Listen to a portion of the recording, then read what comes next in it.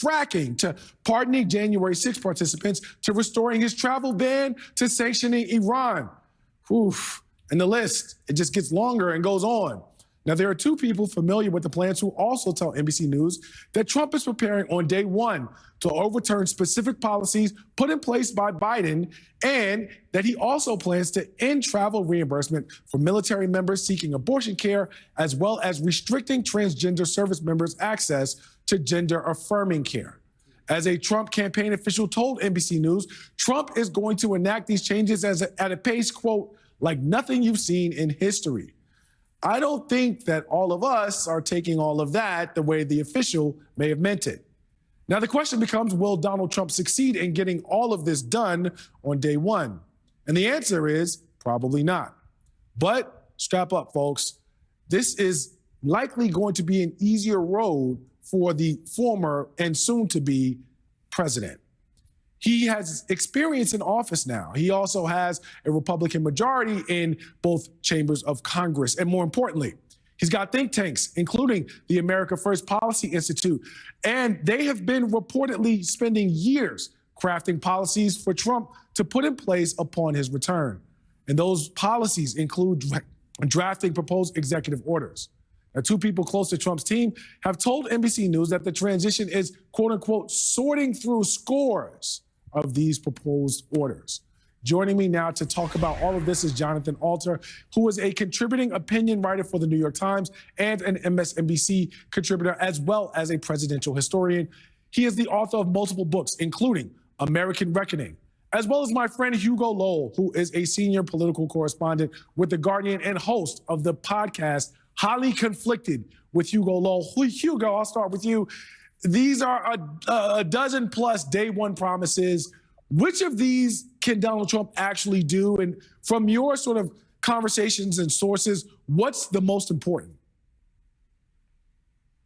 Well, the most important is definitely immigration, as you said, because that has been the campaign promise. I also think it's going to be the most difficult of his priorities because he faces roadblocks at every turn, right? If he wants to start mass deportations, he needs the cooperations of states and cities, and it's not clear that he will necessarily get that.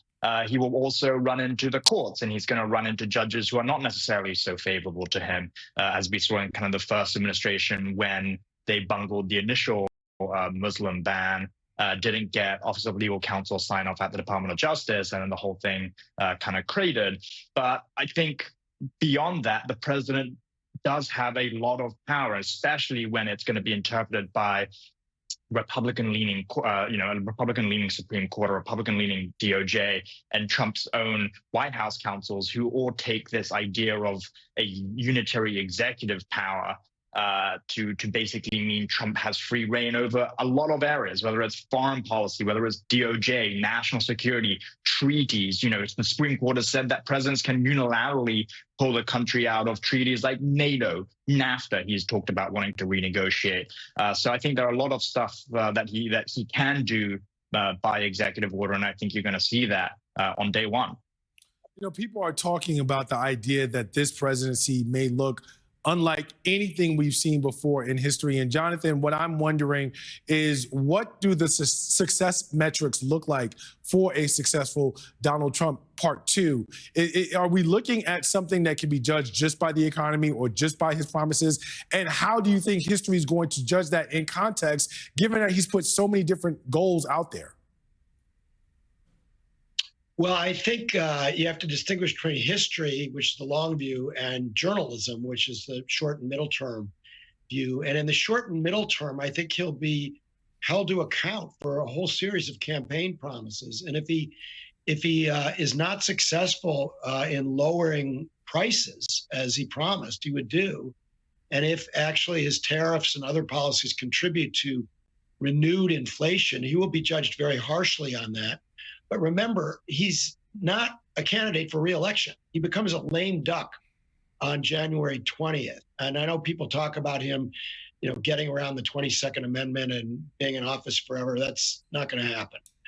So his political power will start to sort of ooze out of him. And a lot of the accountability will be reflected in the Virginia, New Jersey gubernatorial elections this coming year and then in the 2026 midterms. But if he ends up governing with a billionaires boys club, he's already appointed 12 billionaires. That's not what he promised. He promised to look out for middle-class working families. And if his policies include, deep cuts to very popular programs or other things that don't really seem to resemble the populist promises that he made during the campaign, his popularity is going to suffer. I do think that immigration is going to be the huge issue right out of the gate. And it's quite possible that he will challenge birthright citizenship and say that if you're born here, that doesn't automatically make you a citizen. This is a challenge to the 14th Amendment. It will go quite quickly to the U.S. Supreme Court. I don't think Trump's chances there are actually very good on this issue, but he's clearly going to test it. And he also, I'm quite sure that either on day one or early in his administration, he's going to sign an executive order declaring basically a national emergency at the border, which gives him a whole set of other powers to send more troops to the border and get around various other impediments that Hugo just described. So these emergency powers, which are quite chilling in terms of our republic, are something that we're all going to have to contend with. To say the least. Jonathan, you mentioned the notion of journalism being the medium to short-term view. Hugo, you are someone who, as a journalist, has had, I don't want to say unfettered, but pretty significant access in terms of sources around Team Trump, Camp Trump throughout that administration and the past 4 years. How much, as we have discussed immigration, with respect to media and some of the things that Kash Patel has talked about in terms of going after media, how concerned early on should people in the media industry be about a new Donald Trump? I think it's tricky. He obviously has, Trump and Kash Patel both have their lists of perceived enemies. And I don't think it should come as any surprise to anyone if they start moving and pursuing his political enemies. That being said, I think media is pretty low on that list compared to a lot of other political targets he has. You're talking about people like Special Counsel Jack Smith, people like members of the January 6th committee, witnesses before the January 6th committee, people who are perceived to have been disloyal in the interregnum when Trump was out of office and didn't come to bat for him. They're already talking about people who didn't support him from 2021 to 2024 as, they've been cut out of the fold. There's no way they're coming back into Trump world. So I think that will be the initial list. I think my concerns with the media are more meta or kind of broad speaking. I think, a lot of media executives, as they now confront the next admin, they're thinking, look, you have a lot of M&A, merger and acquisition deals coming down the pipeline, whether it's, Warner Discovery that owns CNN is thinking of spinning off CNN, whether it's this network thinking of and Comcast wanting to change its structure, or even places like Bob Iger's Disney, which owns ABC News and ESPN, and they want to get through this period where they think there'll be less regulatory activity coming out of the Trump administration. And this is something that he has promised. There'll be less regulatory scrutiny on companies. They want to get through this, and so you're already seeing a lot of executives go down to Mar-a-Lago and kiss the ring, as it were. So I think that's kind of the bigger concern I have, is when the media landscape looks like this, when you have kind of executives at these parent companies wanting to do deals and take advantage of this environment, will that chill, that chill effect come down the line to the news organizations? I don't think individual reporters or editors are going to have any qualms about holding the incoming president to account, but I do wonder about the general structural shifts that are taking place in the media landscape. Jonathan, I got about 30 seconds. I have to ask you, for every Donald Trump, I'm going to build a wall and have Mexico pay for it, there's also, I'm going to unravel row, meaning that there are some promises that he keeps and some promises that he doesn't. Going to this last term, what's the likelihood that we're going to see the same of that? Or do you expect that it's going to be more on one side than the other? No, it will continue to be a mix, but certain things we know are going to happen. He's going to pardon at least some of the January 6th insurrectionists, perhaps as soon as his first day. He's going to crack down on trans rights, first in the government, and then by using the control that Washington has over elementary, secondary, and higher education to make it much harder, for instance, for trans athletes at the high school and college level. That will happen. Tariffs of some kind will happen, although probably not as extensive as he promised. So this is going to be a mix. Mm-hmm. As Hugo indicated, there are a lot of ways of fighting back, but it depends on ordinary people to organize against oligarchy. This is what we are headed for. It's not dictatorship, it's oligarchy, government by the rich.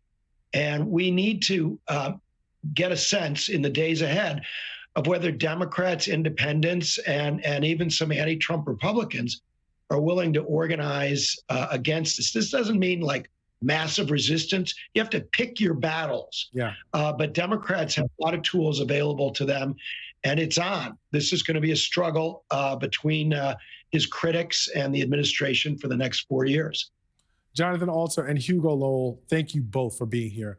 And still ahead, a major rift has emerged among Donald Trump's supporters over immigration and foreign workers. Plus, Ali left us with a meeting of the VeVelshi Band Book Club before he went on vacation. This one is a fan favorite you're not going to want to miss. Stay tuned for more VeVelshi on MSNBC.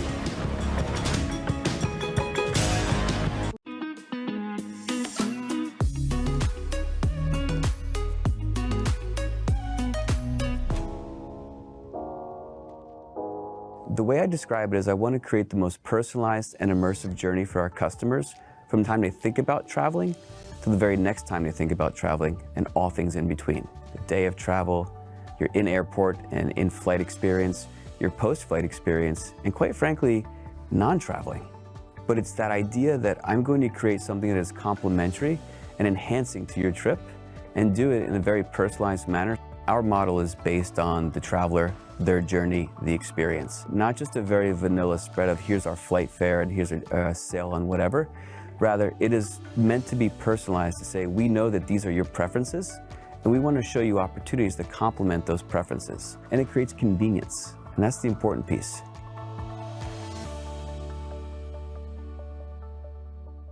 Morning Joe, weekdays 6 to 10 on MSNBC. MSNBC Premium gives you early access and ad-free listening to Rachel Maddow's chart-topping series, MSNBC Original Podcasts, exclusive bonus content, and all of your favorite MSNBC shows now ad-free. Subscribe on Apple Podcasts.